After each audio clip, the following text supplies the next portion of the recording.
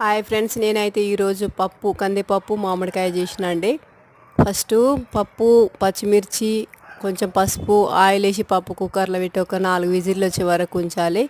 తర్వాత దాన్ని జీలకర్ర, ఆవాలు అన్నీ వేసి పోపు చేసి, ఎల్లిపాయలు, ఉల్లిపాయ, కొంచెం కొత్తిమీర, కలమాకు వేసి పోపు చేసి దాంట్లో కుమ్మరించడమే. మీరు కూడా ట్రై చేయండి, షేర్ చేయండి, లైక్ చేయండి. Thank you.